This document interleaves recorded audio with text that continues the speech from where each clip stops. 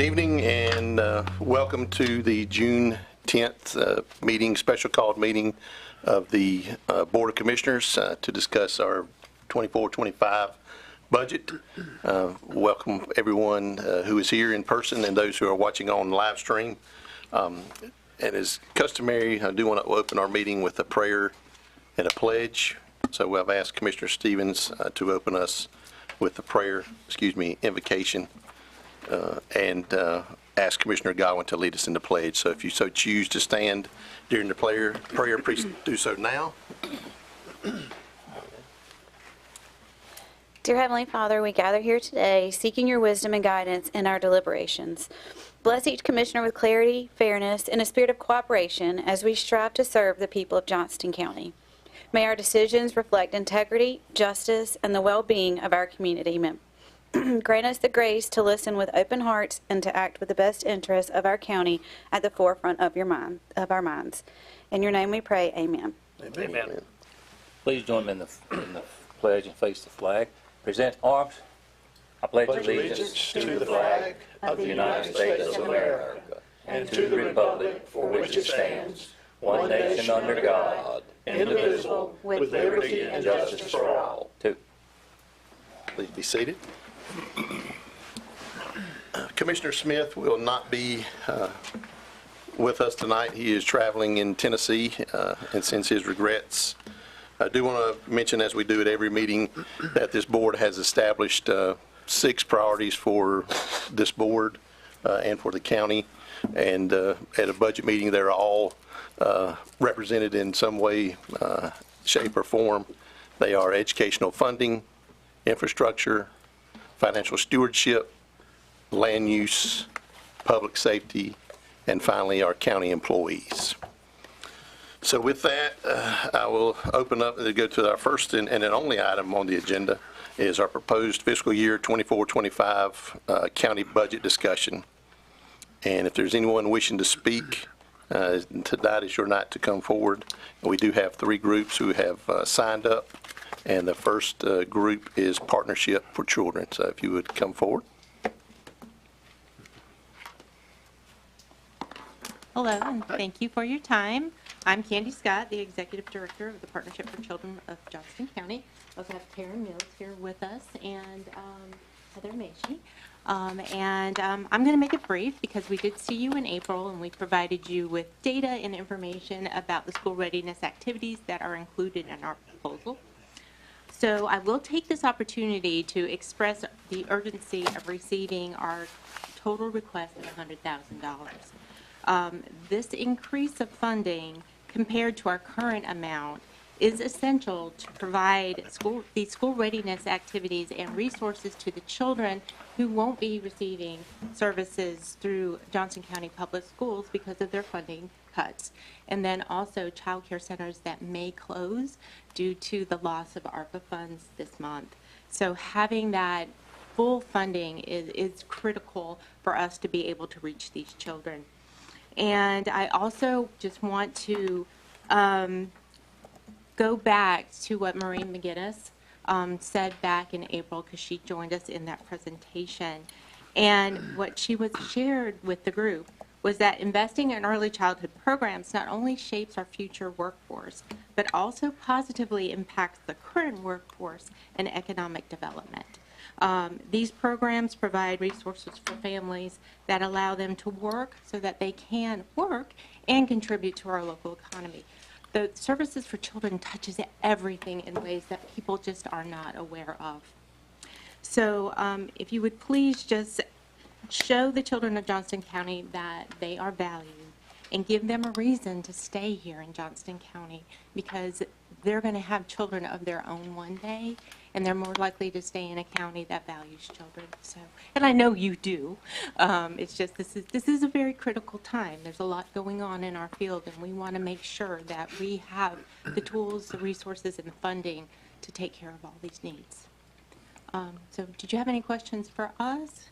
Any questions? I have one, Mr. Chairman. Remind me, how many children do you affect in the various programs? It can reach up to 10,000 children. We touch 10,000 children in this county in one way, shape, or form. A lot of those children are impacted through our literacy activities, particularly the Dolly Parton Imagination Library. Okay, thank you. Did you have anything to add, Kim? Okay. All right, any other questions? All right, thank you. Thank you. Thank you. All right, next up, we have Johnston County Public Schools, and I believe we have their chair, Ms. Lynn Andrews, here to address us. Good evening. It's really great to be with you. I bring greetings to you from the Board of Education. We have several of the members here with us tonight. We do not have our money man, Stephen Britt, here with us. He is off serving our country right now in the Coast Guard, so we are going to do this without him.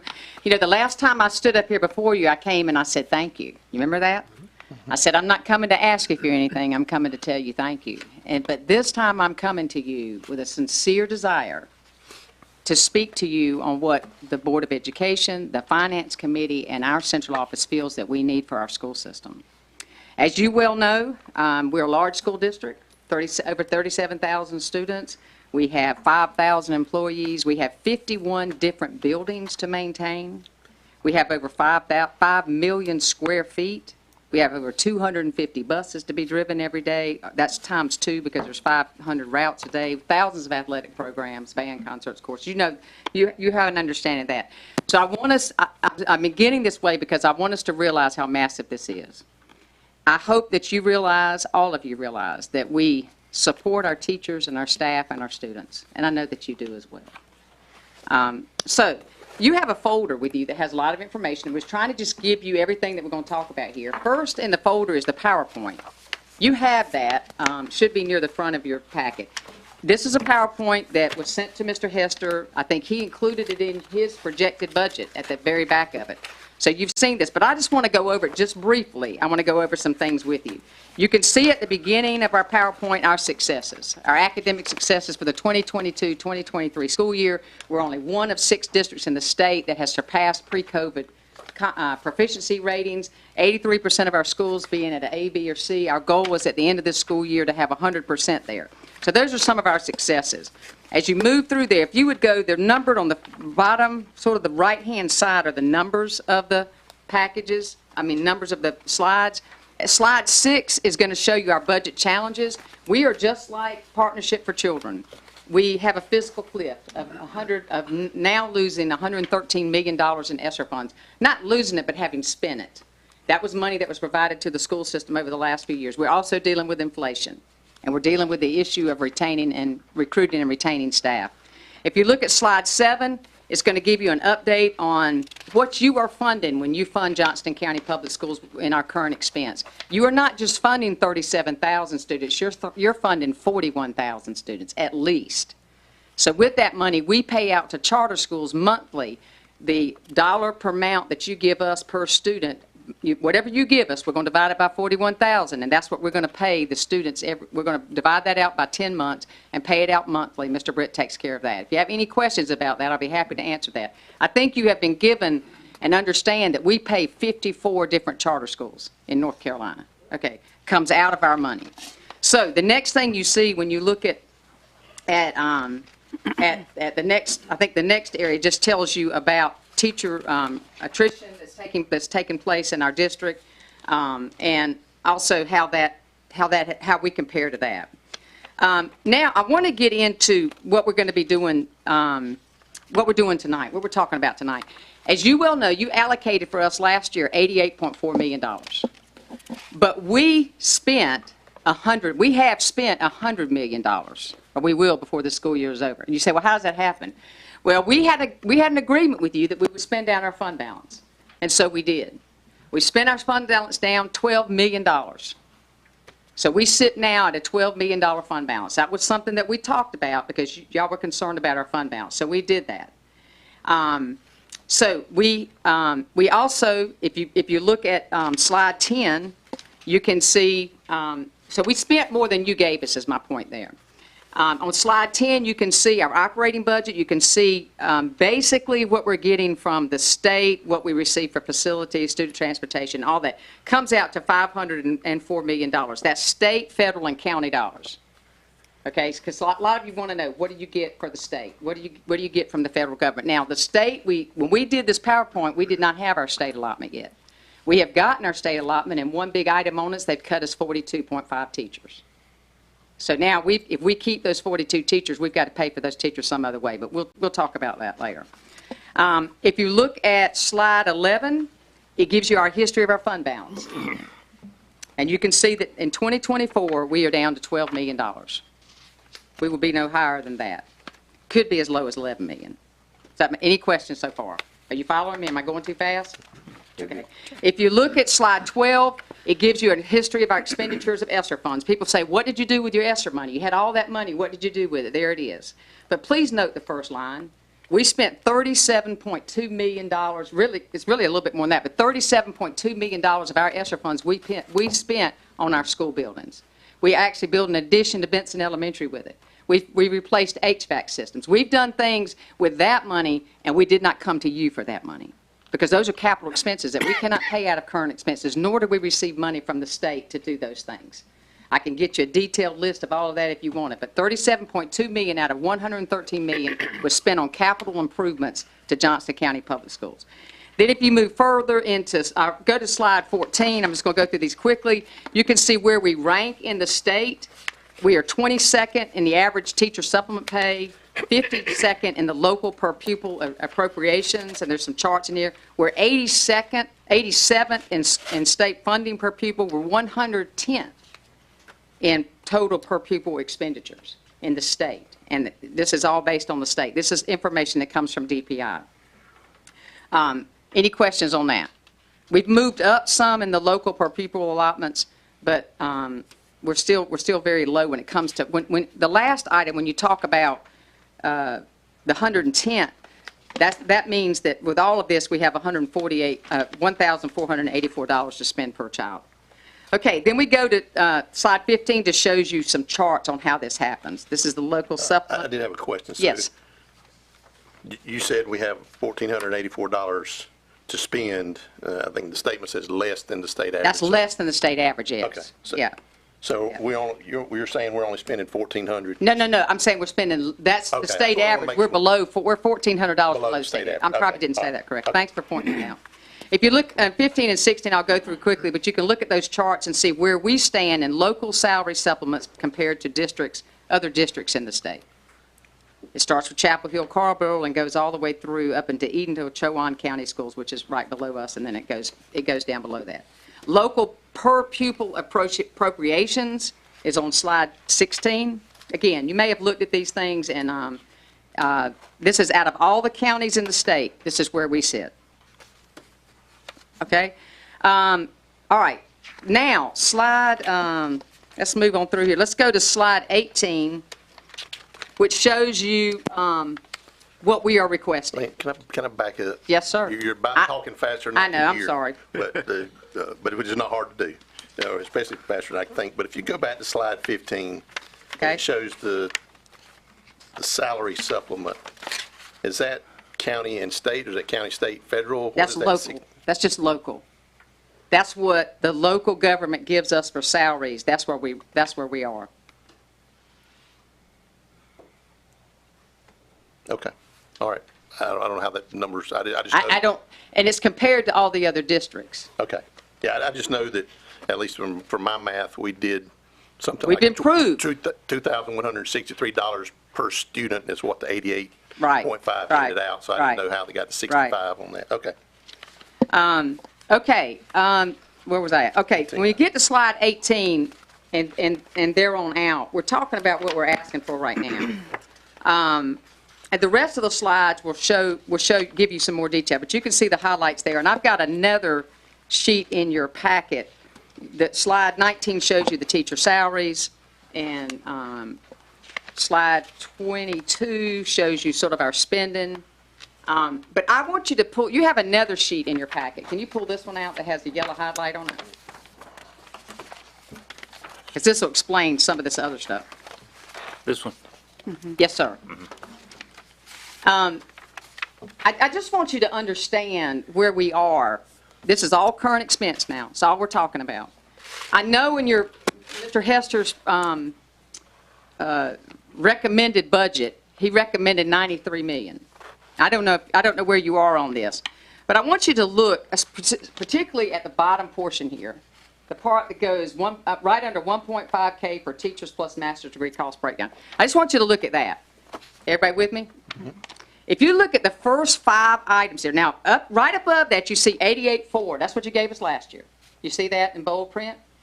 So we're starting from last year. If you look at the first 5 things on that list, we have no option but to do those. We are in the second year of a budget, a North Carolina budget. Teachers will receive a raise. When the state gives teachers raises, they do not give you all the funding you need to handle the raises based on the other expenses of retirement and all the other things that add to a person's salary. So when they give a raise, local governments have to local school systems have to pick up the difference. And if you have a teacher paid out of local dollars and they get a raise because all teachers get a raise, then you have to pay that raise out of local dollars. So those first few things there deal with local, state certified positions, certified supplements, because the state gives a supplement, local portion classified, and then TA, and bus state raises. So those are non-negotiables. Those first 5 items are non-negotiables. Johnston County Schools will pay this money to our employees. When you add all that up, that's $91,910,768. That's a non-negotiable that we have to spend 91. Now, at a 93, that gives you $1 million left over to do everything you see below. Now, so let's talk about that. We're at 91 million. To go right out from that 57,593, we're at 91.9. We cut 69,000 from departments. We have frozen everything. There's no spending going on right now in Johnston County Schools. The town of Smithville has agreed to provide us with SRO officers. We use, and David Pierce is the guru of this, we have gone to municipalities to help us cover our schools because there's not enough sheriff's deputies. I mean, that we understand that. That's a logistic thing. The town of Smithville voted recently to help supply us with police officers, but we have to pay for the officers. So those officers will now be paid by Johnston County Schools. So there's that money, $526,000 to put police officers, SRO officers in our schools in the Smithfield area. We can choose whether to do that or not. Charter school, this is what we are proportionally believing that we will pay more to charter schools. So we're thinking, last year we paid $8 million to charter schools. This year we're thinking it's probably going to be $2 million more. So out of whatever you give us, $10 million is going to charter schools. Take it off the top. We'll pay it monthly, but that's about what's going to happen. Then look at the low wealth, EC shortage, and arrears. Last year we received $17.9 million in low wealth fund. We have been cut at least $2.5 million already this year. And the reason is that the cost of houses in our district have gone up. When the value of homes goes up in a district, the low wealth money is going to drop. That's just a fact. It's going to happen here in Johnston County. So where we were receiving over $17 million, this year we will receive maybe $15 million. And that's going to continue to drop. We have over 100 employees employed out of low wealth money. So when that money is taken away from us because housing values are going up, because we all know we're 2 different counties here in Johnston County. You've got 2 different areas. You've got extreme poverty in one area, and you've got more well-to-do in the other. That's just a fact. I think we all agree on that. But when we lose the low wealth money, we're cutting positions. Okay? So we have asked you for $5.5 million to help cover that. EC is not funded, fully funded. Exceptional children, sorry for using acronyms. We're not fully funded. So we spend at least $5 to $10 million a year trying to help EC funding because the state does not fully fund you for your exceptional children. And I can talk to you about that at another time if you're interested. The other part is that now the state, we are a growing county. We're one of the few counties that are growing throughout the school year. But now the state is going to pay us our state money next year. Usually they project your payment. Like, for instance, they may say, well, we think Johnston County is going to have 39,000 students next year. If we don't have 39,000 students, then we pay back the money, okay? We give the money back to them. I think it's around December. This year, what they're going to say is, we're going to pay you off of your second month enrollment. We grow throughout the year. We're one of the few that grows. We start at a relatively small enrollment, what I would call small, 36,000 or so. But we're going to grow to over 37,000 kids. That's what we did this year. So what we will have to do this year is they're going to pay us, I'm just throwing a figure out, they're going to pay us for maybe 36,000 kids. But we're going to have to go back to them and ask for more money to cover the 37,000 whatever show up. Does that make sense? The state's doing this because most school districts in our state are losing students. We are gaining students. So pay in arrears hurts us. But we get the money, we just have to go back and ask for it. So we're asking for that 5.5, that's what all includes. Okay, so that gets us to $100 million. Celine, do you have any idea what that timeline is going to be? If it's, you go up in September, will it be? I think it's March before you get? It's like December before you can ask for it. Okay. And then how long to get the actual? Who knows? Yeah. Okay. And I will say this. When we did our budget for you, we did not have our state allotment. You know, it works that way. And so we didn't have, we were sort of, we have to, and y'all all, I hope you all love Stephen Britt because he's the best. And he does a great job at this, but, you know, we're working through this without knowing what we're going to get. So we didn't know we were going to lose 42.5 teachers, teaching positions. So we're left to deal with that. We just found that out last week. So here we are. We're at $100 million, okay? I know I'm talking about a lot of money, and I promise you, I take every penny of this seriously, and so does our board. But you're at $100 million. Let's look at what happens after $100 million. And I tried to do this in a way that I hope you could take it, and you can go back, and you can look at it, and y'all can talk to each other and see. But if you add a $1,500 teacher supplement increase, and I know many of you have talked about that, that would put us at $104,041,775. Do you see where I am on this chart? Mm-hmm. What I've done is I've added the things. I've gone and we've added the things down to try to show you. Let me speak quickly about the driver safety and attendance bonus. Have you heard anything about Johnston County Schools not having a bus driver or having to call parents and say, get your kids to school the best way you can? Durham County did it. Wake County did it. Some of our surrounding counties have not had enough bus drivers. We don't have that problem because Dr. Pierce and Mr. Britt and Dr. Bracey in their masterful minds came up with a plan for bus drivers. We give our drivers, we give our teacher assistants a choice about what they want to do. We have full-time bus drivers now. We run 91,000 bus routes a year. 91,000 bus routes a year. And we have people showing up for work because we have a signing bonus for bus drivers, and we give them a bonus when they're there every day. We don't have that. You're not going to hear about that, I hope, about Johnston County. You're not going to see on WRAL, parents get your kids get to school the best way you can. We can't do that here. We're not going to do that. We're better than that. But this is the money it takes to do it. Okay, contracted custodians and cleaning. That's 61 people right there. 61 people to help come clean our schools. But we have outside hires. Excuse me, outside their contract people. Right. Because in some situations, we have one custodian covering how many thousand square feet? Over 30,000 square feet to try to clean 30,000 square feet, one custodian. So what we do is we bring in contract services, 61 of them, to spread around our schools to come in and help clean our schools. When you have 37,000 kids walking through a building, it gets dirty quick. These buildings, it does. There's no way you can keep them all clean. But we do that because we're trying to provide a quality place for our young people to go to school and a clean place for them to go to school. So there's that. It's a substantial amount of money. And that gets us to 107, 86, 132. And then we go to social worker and 3 nurses. I do want to say this. Last year we had 22 social workers in our district. We took ESSER money, was there some grant? Some was a grant, ESSER money, and we put 22 social workers out there. ESSER's gone. We have 15 now.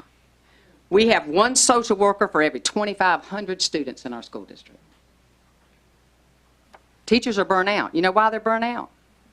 Teachers are burnt out because they're being social worker, they're being nurse, they're being school psychologist, and they're trying to teach reading, math, science, and everything else. So in here, we have asked for 1 more social worker. and we've asked for 3 nurses. And the reason for that is with ESSER funding, we had 21 nurses. We actually had a nurse at every school at one point. But now I think we're down to 21. Next year we will have 21 nurses. So the nurses will be back to 2 schools for each nurse. It's just a reality. So that's that. So that gets us like to 107, 407. You can see it. You can read that. Then you can see the other things down below that. You can see the master's degree pay. We've talked a little bit about that. That involves about 350 teachers. Remember, I think Stephen sent y'all some stuff on that. But he did a little survey to find out about that. We'd love to give that back to we'd love to give them back to that. And I love all of it. But I understand reality here. But I do understand that there are certain things here that just are not negotiables. Not if we want to have a quality school system. Any questions? I did have so out of that list at the bottom, are the only 2, I'll say new things in air quotes that you're asking for are the supplements and the master pay? Everything sir. else was funded Yes, sir. some other Everything way? else that's a great question. Okay. Thank you for doing it. Everything else was funded with ESSER. You know, you saw on the ESSER sheet, and then you saw, we've all talked about vacancy savings because we had a lot of vacant positions. We don't anymore. But we had a lot of vacancy savings, and Dr. Bracy is the mastermind behind this because whatever we have in vacancy savings, we're putting right back in our schools. Now, some vacancy savings you spend because you got to hire a sub. You got to pay teachers extra to do some extra responsibilities. But everything of vacancies, we don't sit on vacancies. Everything that we had in vacancy savings, we have put back into things like the Triple S feeder pattern recruiter budgets. If you want to come work in the Triple S feeder pattern, we're going to pay you a bonus to sign on with us. The other part was the 3%, the D school improvement. If your school was a D and you met or exceeded growth, you got a bonus. We're trying to just, every dollar goes back into our schools. Does that make sense? Any other questions? I'm going to, if it's okay with you now, sure you don't have any questions. I got a question. Has what I've said made sense? Yeah, the Triple S feeder pattern, how much are those bonuses? Are you at liberty to say? Excuse me? How much are those bonuses? $1,250, $1,500. Okay, $1,500 for those teachers that come work in those areas. right. I just want to say how much I appreciate this breakdown, the way that you've done Yeah. this. It's made it Well, so easy. this sheet should help. Yeah, yeah. So when y'all sit around, and I'm just telling you like a friend, okay? Because we're all Johnstonians. We all talk alike, okay? If you'll look at this, you can make a clear decision about what you want to do. And you're going to know, because I don't ever, I'm going to be honest with you, I don't want you ever to think about Johnston County Public Schools where you say they're asking for money and they're not telling us what they want it for, because that's what I'm here for. I want to do that. We want to tell you where every dime is going. And I want you to hold us accountable. With everything you got, you hold us accountable, because we're ready for it. We're ready to be held accountable because we're going to hold ourselves accountable for it. Any other questions? Okay, do you mind if I turn it over to Dr. Pierce? You've got some more information in there, and he is the guru of this. So I'm going to let him talk to you about capital improvements. Okay. I don't know about the guru part of it, but I am going to go through a few things because I think it's important to share a little more. So good evening as well to see you all. So if you will, I'm going to share about capital requests, but I think what's real important first and foremost is that we share a little bit more about in your current expense, you see $25 million going to facilities and utilities. And I keep getting asked all the time, what does that go to? So there's a document in there, it's got a 1 on it. If you open it up, it looks like this. And I just want to briefly go through what that looks like in our PRC. We call that PRC 874, okay? And so what I think is important to share before we go into the capital part is how is that money spent and what is the difference between that fund and what is the difference in capital funds? Just to try to draw it out. And so what you see here, and I apologize, I had to blow it up for me, it ain't for you. So if you needed it smaller, I'll shrink it for you. But what you see here right out the gate is that we are requesting Where 20. you at, David? It says it's got a 1 on it in the packet. It's the big, yeah. Looks That's like right. Hold It it. should be right You in just, front. Yep. Yeah, it's big. I got this right one. this. Okay. That's Yep, it. now, It just now didn't you've look got like two yours. different big sheets. You've got this sheet, and then you've got a got- capital he's got expenditures in your right. brown packet. Ted, Right. it's in front of that folder. Keep going. Yeah. Yep. Oh, wait. I got it. Yep. Got it? Yep. Okay. Does it say system expenditure for? Nope, you should have one that's got a red one on it. You went into the Yep. wrong packet. I got it. Before I I went got there. it. Good, Mr. Bradley. I was trying not to break them all out at one time, so. Chairman, it was in the manila Oh, folder, the not little the one? brown Okay. folder. Okay. Yep.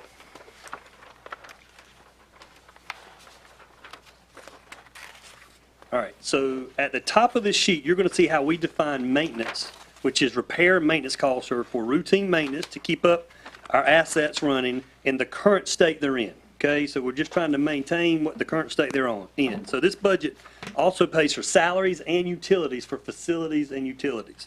And one of the things that often shocks people is when we bring out the first two line items. As you can see in here, the first two rows, utilities for our school system is approximately $11,439,989 of that $25 million that's being requested. The other $5,598,000 is for salaries for the facilities employees, which is including the retirement, Social Security, workers' comp, the whole package. If you go down this sheet, you can continue to see a breakdown of where that money goes. Of course, and once again, I'm not trying to talk down anyone, and if I talk too fast, slow me down, but, we got to pay for trash pickup, got to pay for fuel, vehicle repair, over $863,000, toilet paper, paper towels, hand soap, mopping floors to maintain facilities through custodial supplies. You see $780,000 to maintain HVAC. I'll show you some pictures in a few minutes, and I'm sure you all have received just as many calls as I do about the HVAC systems in our school. You see the different departments, the electrical carpenter, flooring. If you look here in painting, so you see right now $50,000 is going to painting, but if you see to the right side of it, one of the things I hope that you hear tonight is that we really want to get out of a reactive mode of serving our schools and get into a proactive mode. In other words, we would love to get into a mode that says, hey, every 10 years, 5 schools in our district every year get painted, okay? And we paint them on a 10-year rotation. Right now, based on the estimates we have, that's going to cost us about $1 million a year to paint 5 to 6 whole schools, okay? Once again, Johnston County Talk, they tell us from the rooter to the tutors what they say they're taking care of there. So they're painting entire buildings. That's what it would cost to do 5 or 6 schools a year, okay? You go on through this, talks about grounds. One of the things people sometimes don't even understand is in this grounds number, there's $125,000 a year that we have to put in playground mulch. That alone. If we want to do landscape mulch, there's another $200,000 just in landscape mulch for the front of our buildings. And then if we want to get into another rotation, which we'd love to get into to save our parking lots, if we wanted to seal coat anywhere from 5 to 6 parking lots a year, we'd be looking at another $400,000 a year just to be proactive. As you can see, that line item doesn't even have enough in there to do those things. If you can carry on down, you see communications, and then the next line item, something we've neglected for many years, I don't mind telling you, is furniture. So we recently had a furniture assessment done. They've returned us back at A, B, and C, D grade. We have $1.3 million worth of furniture that's either at a C- or a D rating, which means it's not usable or it's at the end of its life cycle. So that's why you see such a high number there for furniture, which is trying to replace that furniture. The next line item you see here is mobile units. Man, I know that's always a hot topic, right? But so I want to share just briefly. We have 168 total mobile units in Johnston County Schools. Of those, we own 109. Okay, we own those. We lease 59 of those. So, I know this board and I know our board tremendously wants to get rid of mobile units, but nobody wants to get rid of them worse than I do. I'm going to go ahead and tell you. They are very expensive. They take a lot to maintain. But just so you know, removing a mobile unit is just not that easy. We have in our plans a 3-year plan to remove all mobile units in 3 years. But to remove 76 mobile units by the end of the 24-25 school year will cost me $1,140,000 to remove those mobile units from our campuses and return those campuses back to spaces that can be used in the loan and what have you. Okay? Paying to move them off pay them to refurbish them, or whatever we have to do when we return them back to a lease company. And I can go into more, but that's just to remove 76 of them. Okay, there's an estimate of close to $4 million to get rid of all the mobile units, all right, in a 3-year time period. Understanding, to get rid of all the mobile units, we got a redistricting project that's coming up very soon, and also we need to build out our schools. And in my understanding, it will take us approximately 4 years to probably sell off the upcoming bonds. So we're looking 27, 28 before those impacts even happen. Okay, and that's rough math, but just if you look at that four-year mark. So if you go back to this sheet, just to sort of finalize up, you see the different areas, you see the special projects. That last line item is some of that stuff is fire safety that we have to go for, but it's also emergencies, unforeseen emergencies. I'll show you in just a few minutes. I'll pass around some other things, but this is an emergency that happened this weekend. All right, this is a bushing that goes to a thermostat piece that blew out and flooded part of our school on a weekend. This is the stuff that we constantly keep having from time to time. You can see how pretty that is, and I'll show you some other pieces in just a few minutes. So that is where that fund is going for that $25 million. I do want to sort of end with this part before I go into the capital. So this budget is very fluid, and one event could drain this budget very quickly. For example, if we were to lose a chiller, we could be in a situation where we're having to use these allocated funds to rent a portable chiller at $20,000 a month is what it costs. Okay? Just so you know, we currently have 69 chillers that are at the end of their life cycle. Okay? Running right now that we're having to put R22 that's not even available anymore to put in, for those who know what I'm talking about when I say that. So that's just an FYI of our number one maintenance request is, guess what? HVAC. Yes, ma'am. Quick question, I hate to interrupt you. How many portable chillers are we using currently? Currently, right now, we are not using any portable chillers. We are using about 48 portable coolers, which are standalone units in classrooms that are vented out. Okay. When the summer's over with, though, fingers crossed, with the ESSER funds that we have put in place, hopefully all those will be removed. Okay, is that I'm assuming that's not a similar rental fee per month? No, it is not as much, but Okay. it could run into the thousands. Okay, thank you. Yes. Dave, just real quickly, remind me the actual moving of the mobile units. I know that was a pretty a hefty number just to move the thing. How much is that? So by the time you remove decks and ramps, take off electrical, what have you, you could be anywhere from $15,000 to $25,000 to move a mobile. One time move, and then if you had to set it up again, you can only imagine doing it all over again. So sometimes you could have, $30,000, $40,000 moving one mobile from one place to another and setting it back up again. And not to get in the weeds, but since we're on that path, with the removal of these units, I'm assuming some of them will be sold, so there'll be some so we'll costs that are recouped. I know it's pennies on the dollar So we'll compared. surplus, and just so you know, for a mobile we own right now, we get about $1,500 if we sell it. Yeah. It's almost cheaper to destroy it, just to be honest with you. Yeah, no, that was one of my questions. Yes, sir. That question about the mobile units, a lot of this construction is going to be financed through bonds, is building permanent space to replace these mobile units. Was anything budgeted into those projects to remove the space that's being replaced? So are you talking about, was there any money in there budgeted to remove the mobile units? Yes. No, sir. And I'm not quite sure if we could use bond money to actually do that. I'll defer to Mr. Hester. I'm not sure we could have done that. Yeah. It would mostly come out of local. Yeah, it'd come out of local funds. Another question. It's $25 million that's total down here.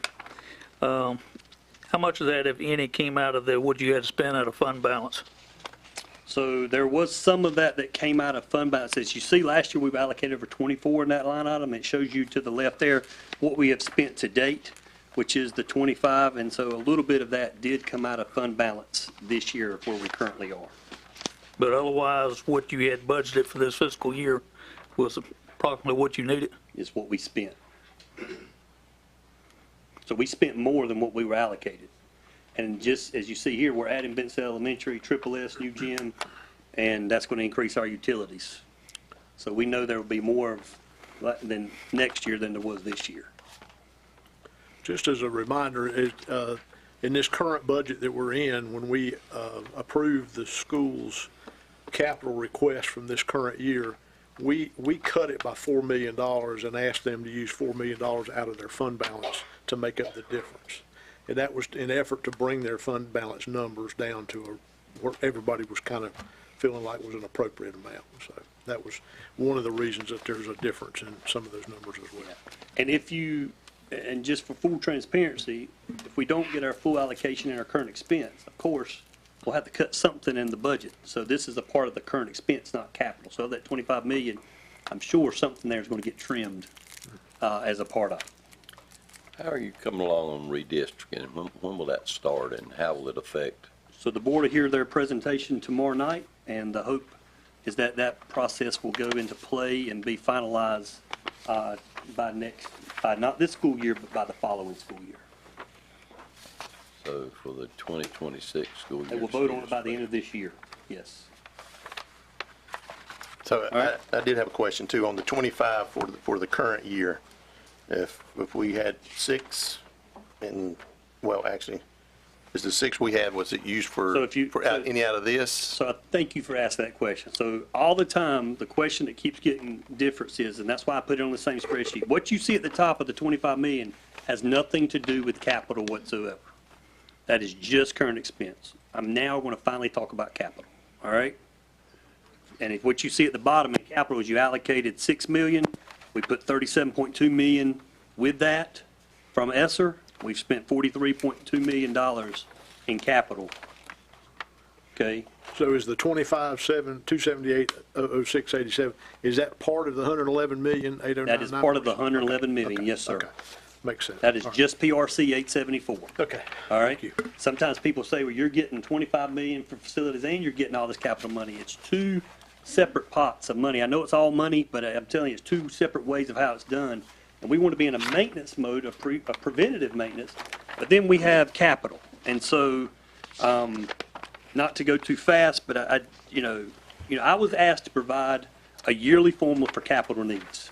And so we had a facility. Come on, I Yes. still got to make sure I'm clear on No. this. So out of the 25-1 for this year, that came out of the 88.5? The 88, yes, sir. 5 that we gave you, and Yes. plus some other money. Okay, Yes, sir. okay. I just want to make sure. Yes. And so this year request is pretty much the exact same? About the same, yeah. With inflation.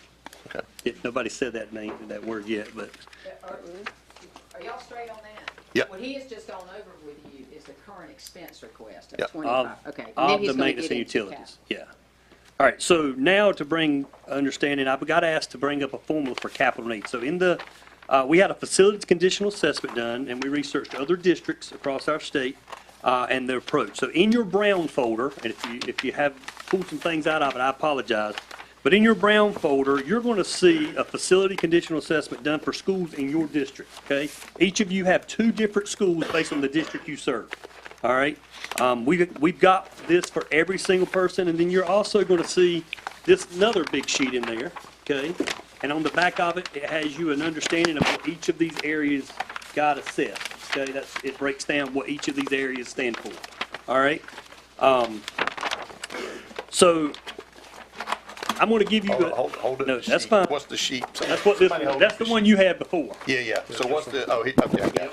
So in your That- brown, nope, Is not that, that. no, is that the one you're talking about that has the schools in my district? What is? No, what you That's have in what I your wanna see brown, that what looks you like. have in your brown packet is 2 schools' facility conditional assessments from your district.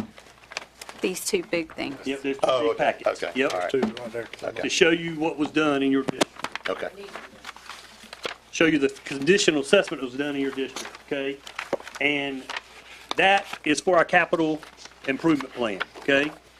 And so you could sit here and look at this for a long time, but as you can tell what they went through and done, and I'll skip ahead, but the green tab that you have there is showing all of the grounds, okay? It shows all of the different site of the school and the expenditures for it. The blue tab shows all of the main building expenditures, and then the orange shows all the auxiliary, which is like our concession stands, field houses, greenhouses, those expenditures, Okay, that's what your tabs, and that's by school. But this big sheet right here, okay, it shows our district expenditures. So this is a lot of information to review in a short period of time. I totally understand. If I need to stop, you let me know. But what this shows right here is that our district has $7,505,700 worth of immediate needs. Okay? And then what it also shows is that we have $87,871,600 of short-term needs that need to be addressed in the next 1 to 2 years. And that's based, and every school has exactly what is in front of you. The whole point of doing this was so that we could get ahead of what's going on and try to become proactive. So, there's a lot of information. I don't think we have enough time. I'd be more than glad to sit down with you if you want to look through those packets.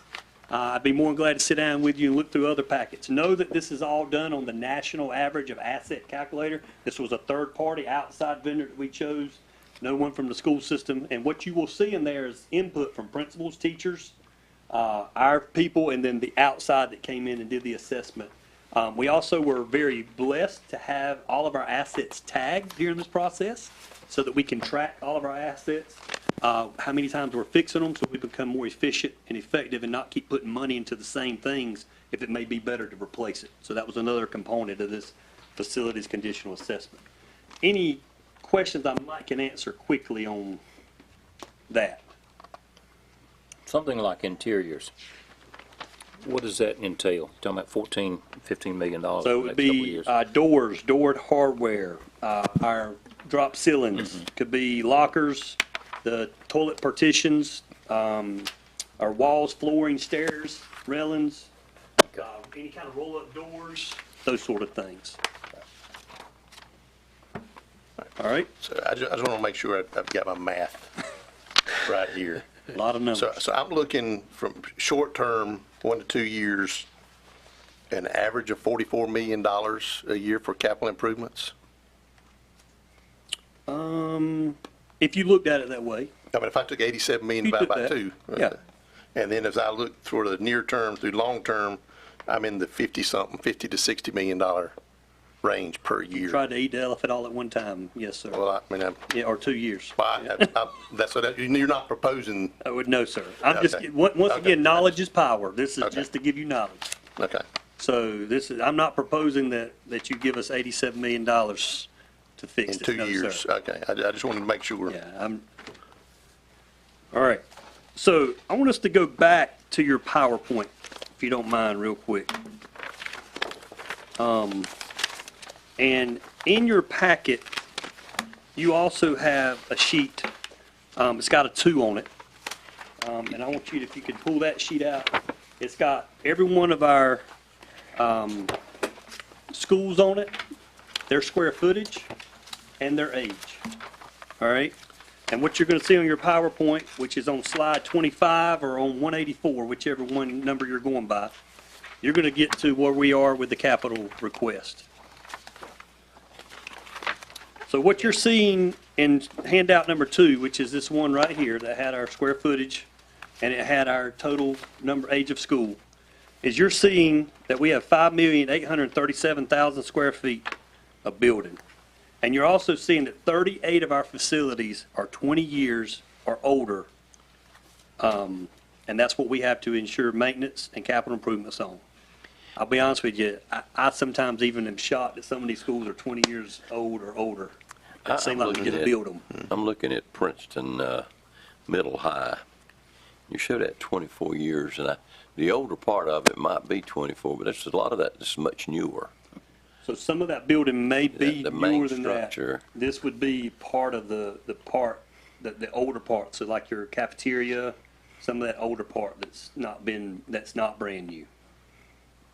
So there may be 2 dates, for instance, like a Pine Level Elementary would be a prime Right. example. They may have old buildings and new buildings. We've got the oldest numbers, what we put on here, That's because what I that's what figured, we had to because prepare for. I know the other part, a lot of those buildings were built, yeah, Right.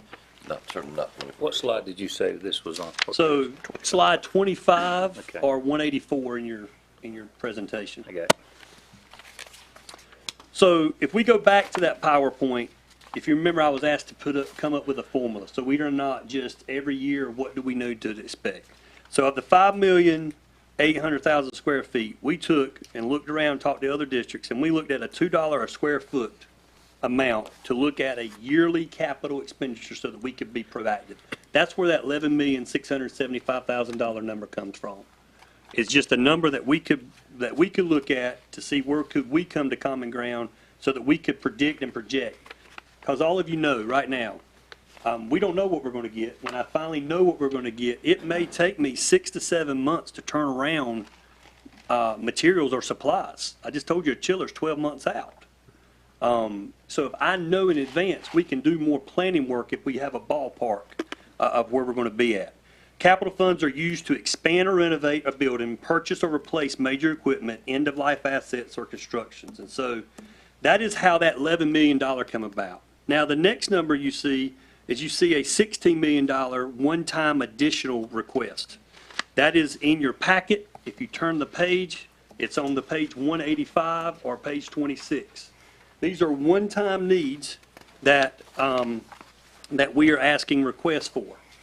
In here are pictures of every single thing that's in there. I know some of y'all have seen them. If you want to take a look, I wanted to bring as many pictures of things as I could. But this is our additional capital needs that we need. For those who have not looked at those pictures, you're going to see a lot of different things that what we're trying to do is just bring things up, okay, to the standard of where they can be used. Some of those things may not even be usable.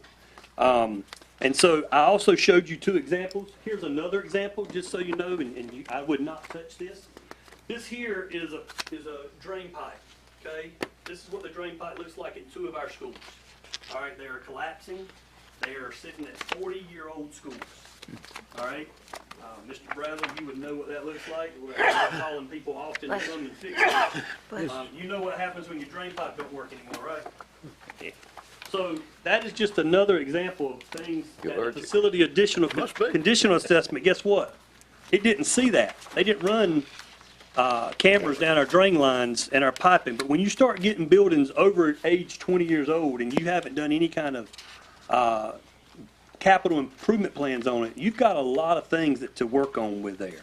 The other thing is that some of you, as you're walking around with those packets, you see a request of funding for vehicle, for our fleet. You saw some of the pictures. Just so you know, I've been told that departments and county government replace vehicles at around the 150 to 165,000 mile mark. We currently have 16 vehicles with over 150,000 miles, 10 with over 175,000 miles, 31 with over 200,000 miles, and 4 with over 300,000 miles. And in those pictures, you'll see we're having to make decisions right now. You don't want to put money into some of those vehicles you're looking at pictures at. It's a waste of taxpayer dollars. And so I share all that, and I think this is important back to Mr. Lauder's point.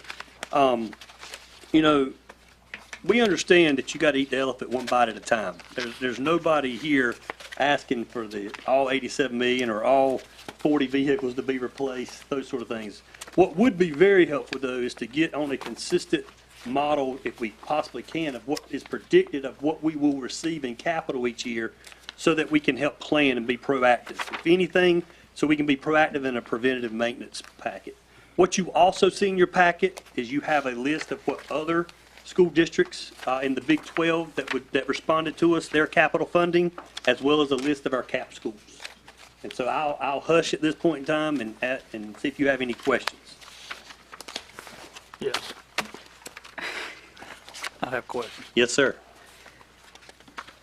As I understood you to say that you're wanting to get on a predictive schedule for replacing your equipment. How's that done now, prior to getting this asset tagging system and this conditional assessment? We're in a reactive mode right now. So if it breaks, you fix it, but otherwise you're not budgeting for it?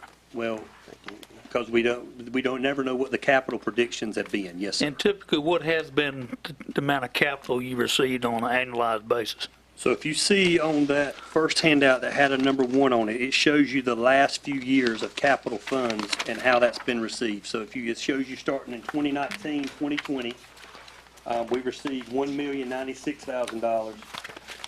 In 2021, we received $800,000. In 21-22, we received $2.9 million. In 22-23, $8 million, and then last year, $6 million. Where's that at again, It's on please? the bottom of that number one Yeah, sheet. bottom left. I got a lot of paper here. I understand, I apologize. Yes, sir, bottom left of that sheet. I feel your pain. We all, Patrick, have extra room over here Yeah. tonight. So. The 37 million ESSER funds, how long was that, how long did it take to expend all that? 2 years, or we'll spend all of it by, well, it'll all be spent by September. So, but most of that, so for instance, one of the things I will tell you, the $3 million currently projected will be spent by August 1st, if that's what we receive. Okay. I'm glad you got facility condition assessment reports, because that's one of the first questions I asked when I saw the budget request, and I didn't get a response you had those available. So that's very helpful information, because I asked what is the tangible or objective basis for this request? Right. And I didn't get any feedback to indicate that this level of documentation was available. But you're looking at a tremendous amount of money coupled on top of $100+ million additional capital construction program in addition to the one that's already was approved 2 years ago. Now, it takes a lot of manpower and man-hours to manage all of these projects at one time. I know this because I did it for 35 years, and I'm talking about managing building programs of into the billions. But you've got to have people with the expertise and the time to allocate these projects and ensure you can get them done. Now, if you're looking at a tremendous increase in this area that you want on an annualized basis, are you prepared to manage this money effectively at these levels? Absolutely. And how are you going to do that with your existing staff? So what I would do is I would reallocate those that right now are firefighters and put them in preventative mode. And what I mean by firefighters is that we are constantly trying to patch things based on the funding you see to see if we can live to tell another day. And so I would reallocate current staff to make sure that we go into the preventative mode, project manage these projects that you see on here so that we can get these things done so that we can start knocking off what the facility conditional assessment done. And it ranked what we would do. So this is not what David Pierce wants us to do. This is not what some person that's in the field wants to do. We would take what they ranked and go in that order, and then we can report that back to you all. Well, you mentioned project managers. You're going to need project managers to manage all this work, and it takes a special set of skills, a skill set to be a project I manager. agree with that.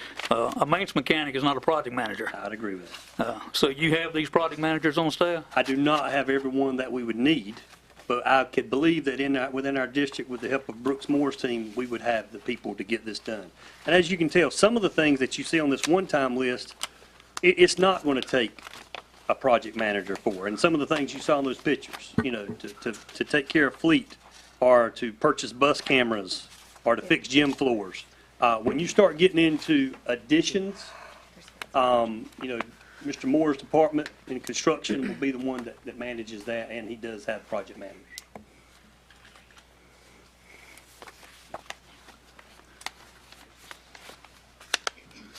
Already on staff? Yes, sir.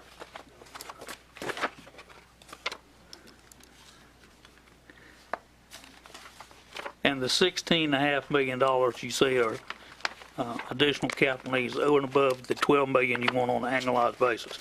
Yes, sir. That's these one-time that are listed right here on page 185.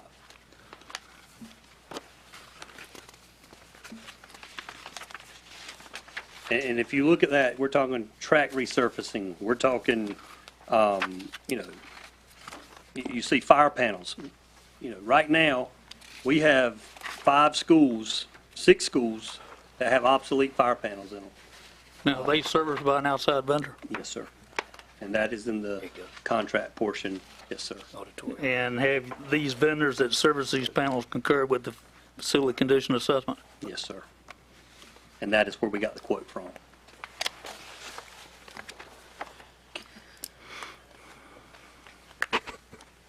A lot of this is going to be subcontractor work you're going to have to sub out. So some of the things in the facility conditional assessment, yes, sir. I'm reminded when the elementary school in Princeton was first opened up, half the hallway separated 2 zones of heating and air. One side of the school was 90 degrees, the other side of the school was 62 degrees. I think Commissioner Stevens can tell you how that affects you real quick. But I guess we keep saying, you accuses me of messing with the thermostat. Well, you have not messed with it tonight, I can assure you that. I haven't complained either. There seemed to be, it seemed to be that probably went on for, I know, into the following year. I never got what they did to correct it, but it didn't seem to be anybody on the school staff that could balance it out. And that will happen. And it was new construction, and it may have been a new process or a new control mode or something, and there was no familiarity with it, but. Yeah, we'll have to bid out, I mean, we'll have to follow the whole processes that's required by us. Sometimes staff can't do, you have to go Right. outside. Yeah, they won't, yeah, some of this, I need you all to know, there's no way all of our staff will do this work.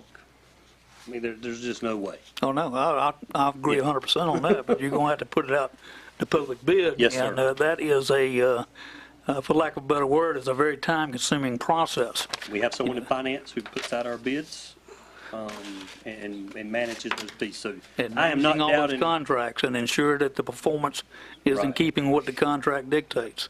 If I may ask again, how many people does Mr. Moore have at his disposal in staff? There's 3 in his department. 3. Yes, sir. Okay. If you are suggesting though that we need more project managers, we will gladly take them. I want to make that very clear. I'm just trying to get a sense of how you're going to go from such large numbers, tens of millions of dollars more than what you typically have, and be able to effectively manage it overnight. It's just, that's a leap of faith there that, from my experience, I'm seeing difficulty getting there. And if I remember correctly from the initial meeting with regards to the assessment, this also came with some software that allows you to do checks and balances, correct? So as you check things off the list, you'll be able to generate. Reallocate. Yes, ma'am. And it'll generate reports so that we can see how you guys are using the money. We have And multiple dashboards that you can see. Also, we'll soon have a utilities dashboard that will be public facing. One of the things we want to do as well is save money on utilities. You see how much is there. So when you know, maybe you'll do better. And so we're putting several dashboards that will be public facing very soon to show all this information. Do you have any positions dedicated to energy management? No, sir, I do not currently. If I recall in some of the original conversations, I think when you started down this road of doing this assessment and really surveying in depth the condition of the schools and what needed to be done, I think probably everybody knew it was going to be ugly when we got it, but it doesn't take the facts away that these are needs that have to be addressed at some point. And when you're spending as much money on building a building as you have, you've got to maintain it. And so I think at least having a formal way to track that, I think is going to be very important going forward. And I don't think anybody has, and I don't want to speak for you or any of your staff, but I don't think anybody was under the impression this was all going to get fixed the first year. No. But I think in order to start down that road, we've got to have a map of how to get there. And I think this is our road map of how to get there. And then we've got to work diligently to try to get to the end of that road. And unfortunately, with over 5 million square feet, there'll never be an end of the road. There will just always be, it'll get better. It's kind of like when they build a highway. It gets worse before it gets better, but eventually it gets a lot better. So I'm hoping that will be the case with this. So thank you for your work on that. I see y'all certainly done a lot of extensive work and research, and it's quite helpful. Yes, you can't. I applaud your efforts. You're going the right direction, but you can't go from fixing it as it breaks to having, Maintenance program. yeah, It won't happen overnight. I agree with you, sir. yes. And it can't be funded overnight either. It has to be agree with funded that, too. incrementally in order to get there. And it's like I say, you have to manage it so that it achieves the outcome that you want. Yeah. You've got to have preventative maintenance protocols that are well-defined. They're being followed by maintenance staff. You got an asset management system that gives you the age and condition of these major assets, et cetera. From that, you have to prioritize which is most important and attack those first. Absolutely. I think these dashboards will help you make those Yes. decisions. Yes. We have a lot of information, that's for sure. I did have one last question. You had the list of capped schools. So when we get through with the current building program that's underway, or can you, I'm not gonna ask you to do it while you're standing right there, but can you send us an updated Yeah. list of the projected schools? And I know, we're So talking this gifts is- and butts being candies and nuts, but let's see if we can clear this, kind of give us an idea of what Just so changes you- may occur. Just so you know, the criteria for this CAP schools list is any school that does not have 51 seats or more is deemed capped by our Board of Education. So these schools on here, based on capacity, don't have more than 51 seats available, okay? And so, once the redistricting part is taking place, it will adjust, but I think we all know, and we talked about this a lot, depending on infrastructure with the county, could depend, as soon as we make this happen, Pine Level could explode, if they get sewer, and then it could be a bust, we have to start all over. So there's a lot of moving parts in people moving in and growth. Well, just right now, just on the drawing board and before the planning board, and the town's already approved it, town of Pine Level will increase in size at triple. Yeah. Just for what's there now. I don't want to open a can of worms, but I'm just curious, and plan to watch tomorrow night. With this redistricting, obviously, we've seen how surrounding counties have done it the wrong way. How do you guys anticipate informing the citizens, the parents, to know what's going on throughout the entire process? So there'll be a whole process. There'll be stakeholder meetings. You'll get to see maps and all those pieces. And so that process will be very transparent with timelines and the whole 9 yards. It will not be painless, though. I think we all know that. Well, and I think the earlier the citizens know it's coming, the better. And so maybe the public information officers can get together to make sure that people that don't necessarily watch these meetings or your meetings know that it's going on. So I guess that was my question, is how is the public going to be made aware that these things are happening? And everyone at a school that it impacts would be contacted. Sometimes you get really sophisticated equipment, you try to work on it, but people that are not as sophisticated as the equipment is, you cause a lot of damage. Sometimes you need to keep that in mind, too. Yeah, and we're going to finish up here. On Tuesday night, we will begin that process. And then that will carry through, and then it will be in November that the board will vote on that. And then it would be the next school year. The redistricting would not come into effect until we open Swift Creek Elementary School. Okay, because it wouldn't help us any till we have that raise. We appreciate your time. I want to just give you some clarity to the capital, the needs we have. You see, we have tremendous needs. And I am not one who goes back, but I just want you to understand, I want to go back to the bond for just a minute. It's done, it's fine, we're going to promote it, we're going to get it passed, that's great. But when we had a bond of 285, you pulled out Clayton High, that was 113, that left 171. And then now it's 120. So that took $55 million away that we had in that bond to do the stuff that David Pierce is talking about. So when the bond went to 120, that took $55 million away from us being able to do some of these projects that he's just talked to you about. So now we are left with maybe $14 million to look at helping out this massive need out of our bond.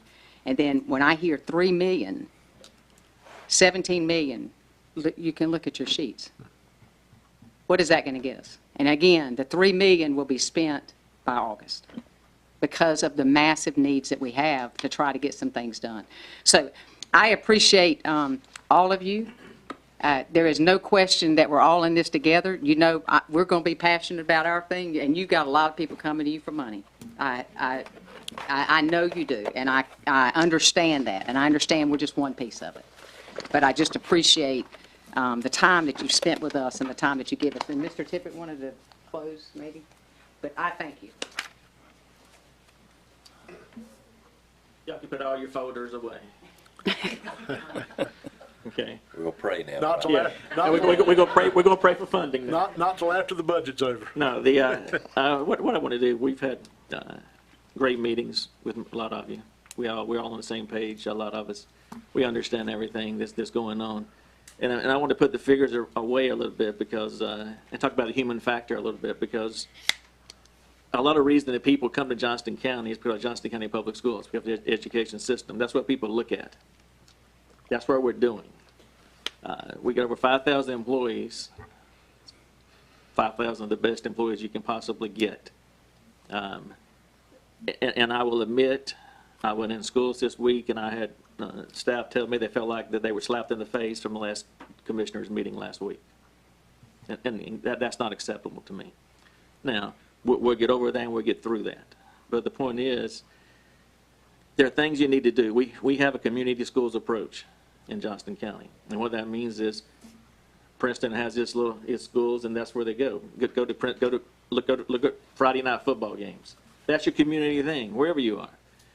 Some people look at needs and capital improvements and say, why do you need to redo a track? Why do you need athletics? Those things bring your community together. Your fine arts programs. That's why we have community schools approach. We've talked about over and over again about kicking the can down the road. And let's be honest, guys. Last year we asked for $10 million capital funds. We were given $6 million plus the $4 million that went directly to 911, which Johnston County Schools needed. We don't have a problem with that. But if we're cutting from $6 million to $3 million with more to do, I mean, we're talking about the next generation of kids that we're educating here. And if there's anybody on this board that thinks Johnston County Schools is not run efficiently, please come by. Stephen Britt's more than willing to sit down and open the books for you and show you. I'll give you an example. The money goes quickly, and I will give you an example. Watch the board meeting tomorrow night. We have to renew a contract for $5 million for one service for our EC students. We don't have a choice. Because the federal government said you got to do it, and the EC testing says those kids need it. It is what it is. Every dollar is accounted for. And Commissioner Stovall makes a good point. You know, you can't do it all overnight. We understand that.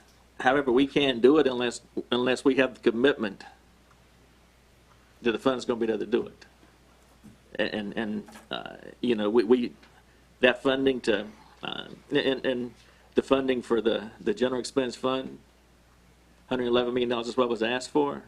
That covers everything. Several of you said during the election you wanted to see teacher supplements, you want to see master's pay. We agree. That's what you said you wanted. This is what it costs to do it. We have a really, really good transportation setup in Johnston County Public Schools. You want to pull that and give teacher supplements? You know, if you want it, you got to fund it, and that's all I'm saying. Because we're talking about people's lives. We're talking about the next generation of Johnston County leaders that we're educating. And that's what the focus needs to be. These other things can be worked out. Johnston County Public Schools is committed to do what we need to do to make Johnston County Schools the best school system in the state of North Carolina. We need your help doing that. I know it's tough. I've told Rick I wouldn't want Rick Hester's job. I've told him that many times. We've had great conversations. We may disagree on the numbers part, but we've had great conversations. Okay, it's not a matter of throwing people under the bus. And that's what I hope we don't start doing with our two boards. We've got to work together for those 5,000 employees in Johnston County, as well as those 37,000 students in Johnston County. And I hope we can do that. I think Commissioner Smith said the other night, give them all they asked for so they can get the job done the way it needs to be done. That's what we're asking for. Thanks. Thank you. All right, thank you. All right, next up we have Kay Johnson with Harbor.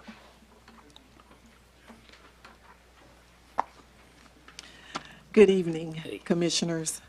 I am Kay Johnston, Executive Director of Harbor Incorporated. First, I would like to say that your funding provides an integral part of Johnston County's public health response to domestic violence and sexual assault. We are so grateful for your funding in the past several years, specifically in the past 8 years since I've been the Executive Director of Harbor.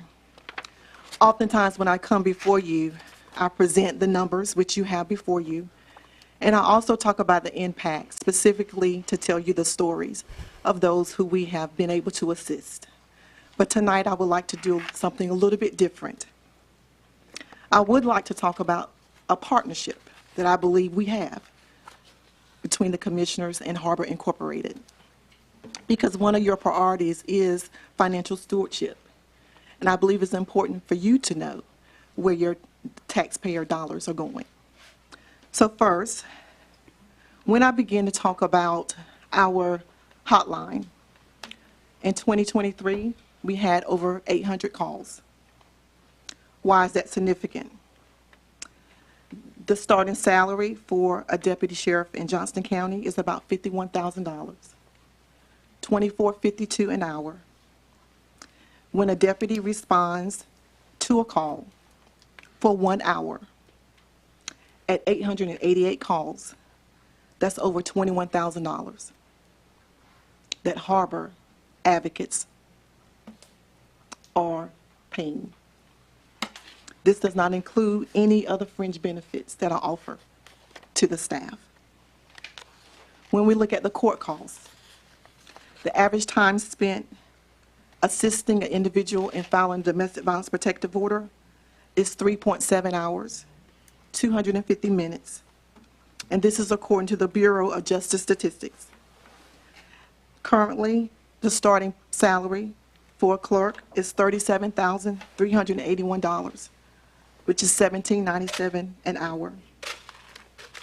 Last year, in 2023, our court advocates assisted over 1,084 individuals at a cost as it relates to $17.97 per hour, 3.7 hours each case. That is $72,074. Finally, I want to talk about the shelter costs. In 2020, this data states that it takes about $83.11 in order to house an individual in shelter. $83.11 times 28 beds times 365 days annually, that's $849,408. This is the benefit of being in partnership with Harbor. As we continue to look at our numbers increase within this county, again in 2022 we served over 2,400 individuals. In 2023, we served over 2,700 individuals. Our numbers are projected to go over 3,000 for 2024. Why is this so important? It is because of your funding. It's because of your support that we are able to shelter, provide advocacy in the courthouse, answer the crisis line, and assist those who are involved in sexual assault. A few months ago, I had an opportunity to sit with one of our county organizations because I wanted to know what their thought was, assessment of what our needs are within this county and how can we continue to collaborate with our county partners. Currently, we collaborate with DSS. We provide support groups for those individuals who have been mandated in order to, for those children to remain in those homes. So that's important. Through public health, we make referrals for those who are seeking medical, have medical challenges and need a primary care physician. But we know that when we look at housing within our community, when we look at affordable and workforce housing, that is something that's challenging across our country. When we look at young people, young adults, ages 18 and above, who may have a child, unfortunately, finding a home, an apartment, one bedroom at the cost of $1,200, that means that that individual has to make at least $41,000. Many 18-year-olds can't afford that. So how can we as a community, how can we as a county, how can we as an agency assist those individuals without providing any specific name of the organization, because we are still just started talking. We want to be that organization. We have the capacity to serve those individuals who are 18 and over, who meet our eligibility criteria of domestic violence and sexual assault, but are in need of somewhere safe to stay, not only for themselves, but for their children as well. We just found out a few weeks ago that we're able to provide what many consider to be transitional. Prior to a couple of weeks, we were not aware of that.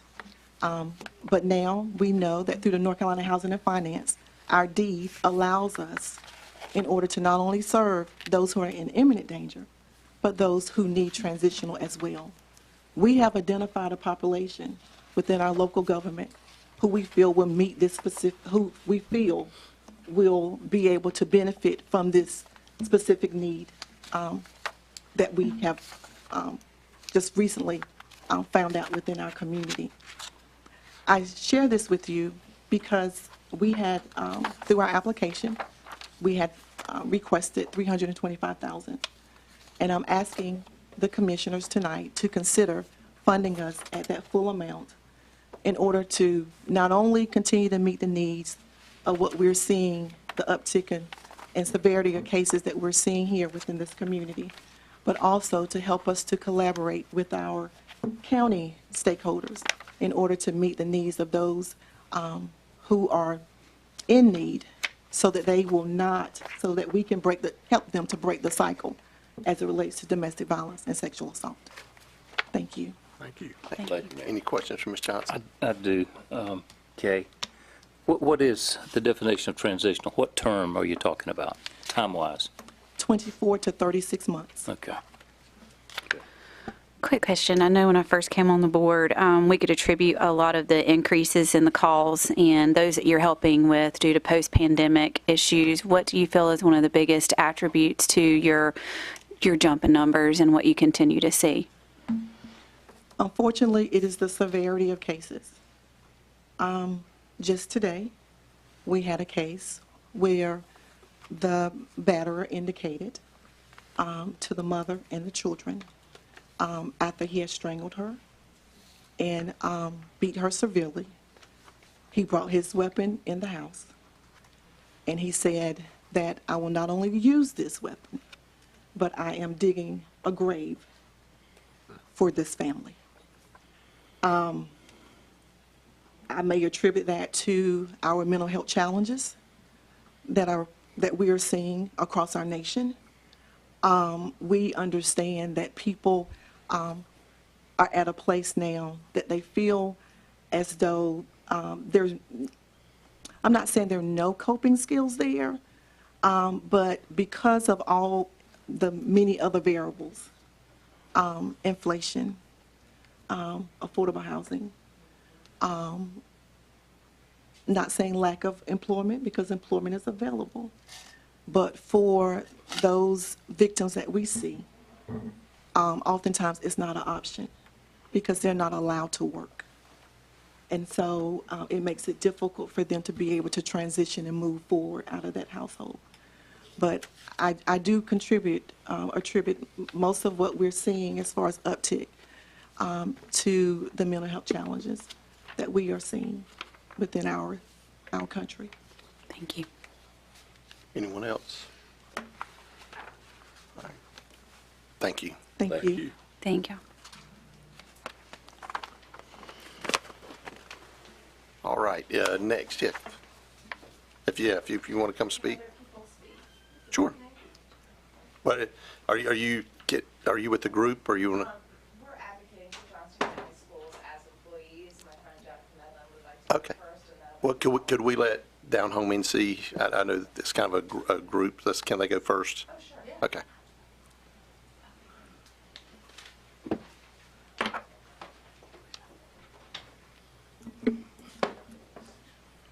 Hey y'all. Hi. Hello. Hey, I'll promise to be short and sweet, as I know this is not my first time in front of y'all. I just appreciate hearing all the all of what these groups are doing behind me and advocating for the needs of the community. I'm also here as a community member, a part of Down Home, North Carolina. As you've heard in previous meeting, many residents have voiced their support for urging our county commissioners to pursue some federal funding under the IRA Act for integration into our community. This funding would assist in whole home repairs and weatherization to reduce our utility bills that we found have been really hard for people to afford. Inflation is hard and probably is a cause to lack of mental health.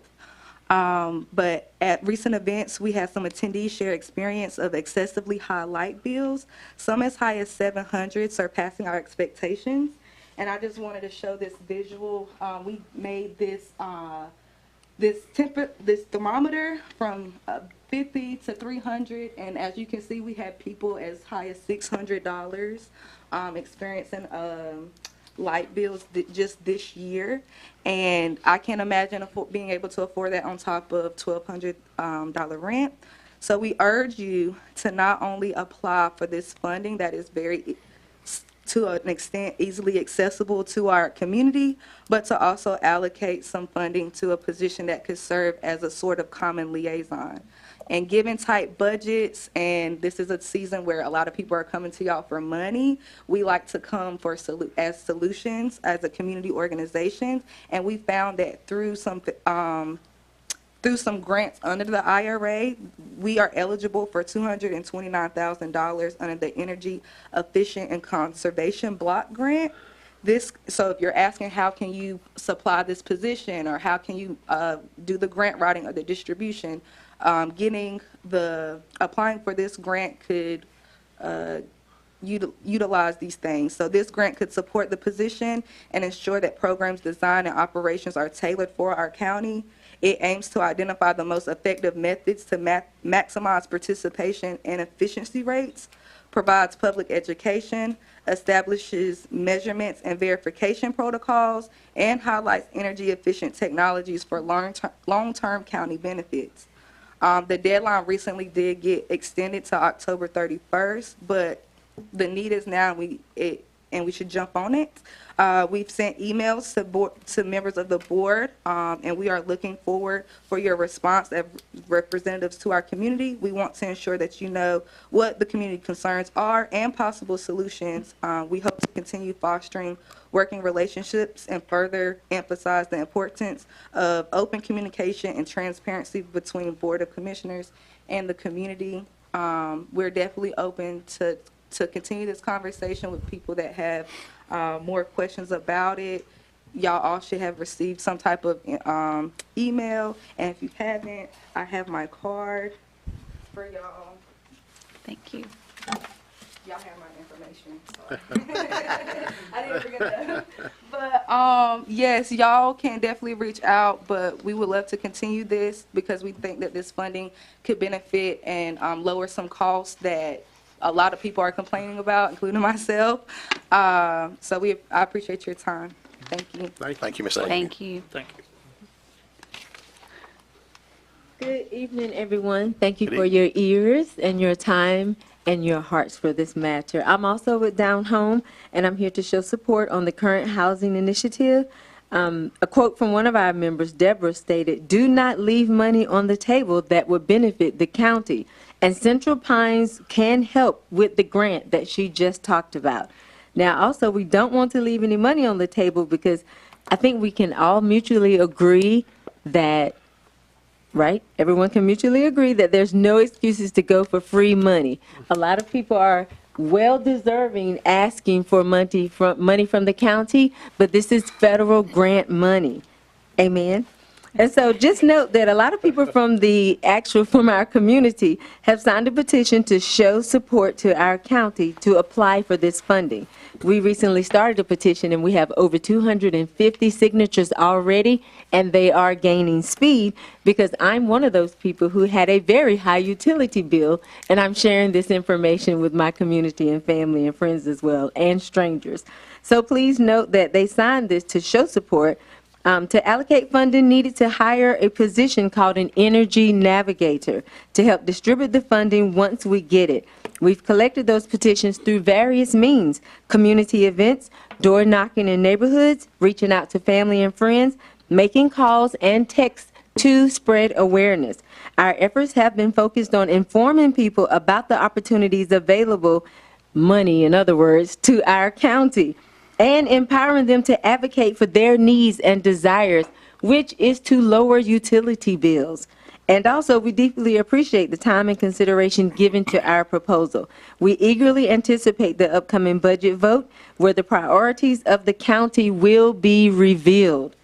Please note, our members are open to continuing conversations, and that would be, we would love for the county to make a commitment of utilizing the resources, such as membership with Central Pines, to get the grant writing help we need.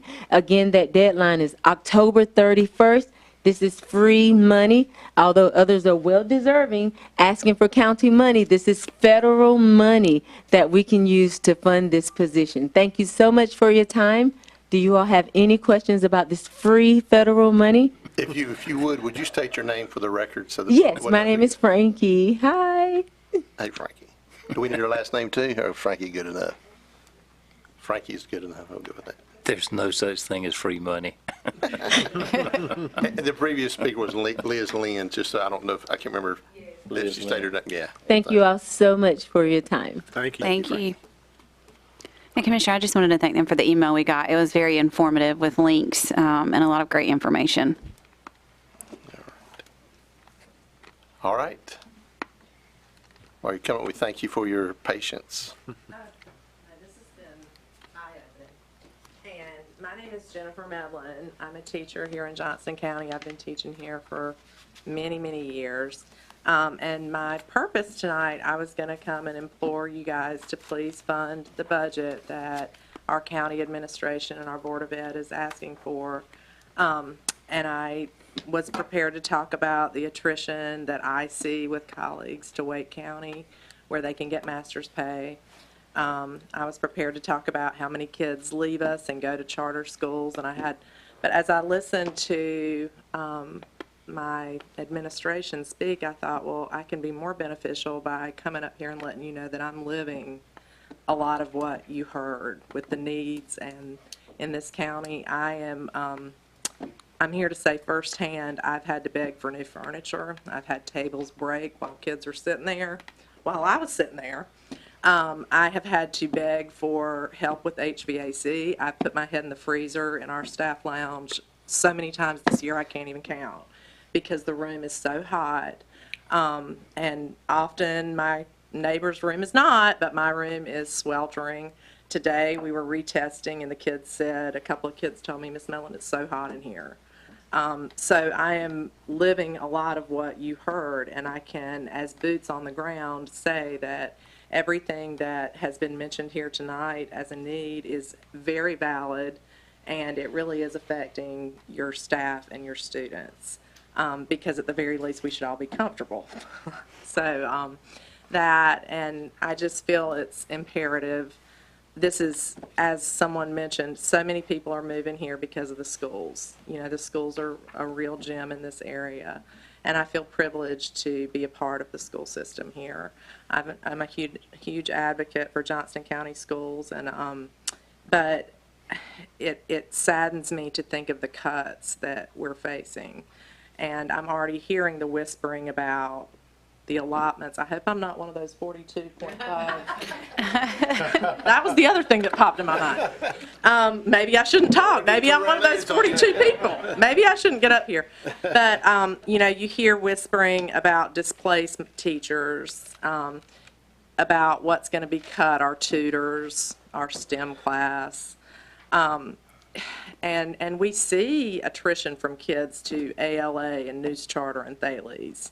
Now, as Ms. Andrews mentioned, they come back. Many of them come back. We got 3 back where I teach at Riverwood in January from ALA, but the state funding, per pupil funding, it was too late to get that for them because they came back in January. So I live that too. I see them leave and I see many of them come back. But it would be a real shame for our schools to not be such a driving factor for the explosive growth in this area. However, when I think of the programs being cut and our tutors being cut, and then folks like myself, that's, more work. We then bear the brunt of executing many of the programs that our tutors implement with students. If they're not there, these state mandated programs will fall on us to implement, along with the copious amount of standards that we have to teach on a daily basis. So I'm here to really implore you to fund the budget that's being requested, and to tell you that I'm living firsthand. I'm firsthand proof, boots on the ground, that everything you've heard tonight are extremely valid and personal needs for me. So hope that was a little beneficial. Thank you. Thank you. Thank you. Thank you, Ms. Medlin. There. Hey there. Margie Rydell, Johnston County Public Schools teacher and resident. I'm a veteran teacher with 22 years of experience teaching, 14 in Johnston County schools, and I'm not a line item. I'm much more than that. I'm a teacher, I'm a mother, I'm a community member. I love teaching. I don't love my paycheck. Teachers just want to teach and earn a professional salary, and a lot of my frustration, I guess, comes from the General Assembly. So if any of you have a way that I can talk to them, I would love that. Please let me know how we can make that happen, because I know your hands are tied, with certain things. But I really feel the support from our school board and from Dr. Bracey with what they're trying to do to increase teacher pay here in Johnston County, and it is important. It really is just so important. The General Assembly has been increasing the teacher workload, but they don't keep the pay in pace with inflation. And I really was just so devastated, as many veteran teachers were, when the latest budget came out, and it showed barely no increase for veteran teachers. And if you haven't looked at what the teacher salary guide looks like for teachers in North Carolina, I really implore you to take a look at that before deciding whether to help fund this budget with the increase in master's pay and the increase in the supplement, because it is woefully stagnant. If you take a look at the teacher salary guide and compare it from 2008, the top end of the salary guide, which did fund master's pay at that point, and if you compare that to the one now, in that 15-year span, it has barely moved by $2,000. That's a snail's pace. There are two bills federally that are being introduced that would want to make the minimum teacher salary across our country starting at $60,000, which is above the top of our salary guide currently in North Carolina, to give you, a perspective of that. I reached out to a beginning teacher who taught with our schools last year and did lead Johnston County schools, but I wanted to find out what her actual take-home pay was per month, and last year that was $2,300. Now, when you think about, and that's real money, that's a fact, and when you think about that professional with a college degree working so hard and to then pay rent and a car payment, if you have student debt, which likely they do, utilities, cell phone bill, they are living on a very thin line. And many of them have second jobs. And if you're teaching in the classroom and you're giving it your all day long without a lunch break, if you're in elementary, and then you go to a second job, it's extremely exhausting. So we really, as a state, we need to do so much better. But please look at that and consider how important those additional supplements to raise our teacher pay is. Because many teachers have second jobs, including me, which I've been doing for the last 10 years as a real estate agent, which is awesome, but it's a lot. And it shouldn't be that way. When I was growing up, my teachers didn't have second jobs. They made a living wage. They lived in nice houses. They didn't have to worry. So North Carolina needs to do a better job with that. There's also on that salary guide, there's a 10-year freeze of teacher pay. So after you have 15 years of experience, you don't make any more money than the other teachers do until you have 25 years in, and then you make a smidgen more. So that does not encourage college graduates to choose education as a career. It doesn't encourage teachers to stay teaching in North Carolina. And I mean, I don't understand it. And especially during a teacher shortage, why wouldn't the General Assembly do better with their salary guide? Another thing I wanted to say was that North Carolina treats state employees differently if you work in schools. Several years ago, they raised hourly pay for non-certified teachers across the state to a certain amount, except if you worked in a school. Isn't that amazing? But then they fixed that. But now currently, if you're a state employee and you have 10 years of service, they give you longevity pay, except if you're a teacher working in a school. We don't get longevity pay like other state employees do. So if you go back to that 2008 salary guide, those teachers made more money than your veteran teachers do today because they also had longevity pay. So that needs to change. That really needs to change. Teaching is different today than when you or I were in school. And I love the use of visual aids tonight, so I couldn't help but bring back my visual aid that I used at the school board. And it just shows all of the expectations that teachers are expected to do during a school day. And a lot of this is outside of the actual teaching time. It's everything. And there's not really a whole lot of time in our day of planning time that gets taken up with a lot of things. And then if you haven't finished your 80 hours of letters training that K through 5 teachers have to do in a year, that's even more so. That's like a second job right there for teachers. So increasing pay is paramount at your level and with the General Assembly. So please fund our budget. Please show that our students matter, because it really comes down to giving our students the best. The students in my classroom are more than a line item. They matter. So please show that by funding our budget. So thank you for your time. Thank you for listening. Thank you. Thank you very much. All right, anyone else? Mr. Chairman, I'll speak here. I want to thank all the folks that presented tonight, because obviously everyone's very passionate about what they do. But I especially want to thank the school system and school board, Ms. Andrews and all her folks, because I probably wear them out more all throughout the years, or as much as anybody, asking questions, because you could speculate that maybe I'm not as smart as everybody else and I have to ask more questions. But I appreciate the fact that they're always very transparent and very open, and will provide whatever information I ask for in a very timely manner. And so I really appreciate that. And thank you to our teachers for your passion and dedication. I'm glad you're willing to do that job. I'm not sure I would be cut out for it, but I admire those who can and do, and I appreciate what you're doing as well. But thank y'all for what you do. I appreciate it. The information you brought tonight has been very helpful in that it's broken out line item. It helps us understand what's going on better. Thank you. Yes. Well, I'm just going to echo what y'all said when I first came on the board. That was one of my biggest things is, you hear the complaints in the field from the teachers, from the schools. My daughter's recently out, but you hear the complaints, and I just couldn't figure out where the disconnect essentially was, and I wanted transparency, and I've gotten nothing but that since day one of asking for it. So this was above and beyond just great information, and thank y'all so much for that. Yeah, very well Thank y'all done. for your hard work. Awesome. All right, anyone else wishing to speak? All right, I would just say that we will consider adoption of the budget at our June 17th mid-month meeting as part of that agenda. So with that, we will close this portion and move on to a closed session. So do I have a motion to? Do we have the chance to speak? Oh, well, if you'd like to, yeah, we can go around. It's not on our agenda, but. I don't have That's what happens when you I have was two just wondering. microphones. Okay.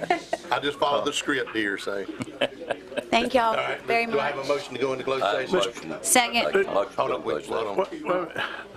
Mr. Chairman, I make a motion that the board go into closed session for the purposes Okay, could you hold it down just for a second till we finish? of discussing matters relating to the location and expansion of industries or other businesses in the area pursuant to North Carolina General Statute 143-318.11A4, and for the purpose of personnel pursuant to North Carolina General Statute 143-318.11A6. Second. All right, we have a motion and a second. All in favor of going into closed session for those meetings? For those reasons, please say aye. Aye. We will go into closed session after clearing David, good to see you. the boardroom. Thank you very No much. doubt.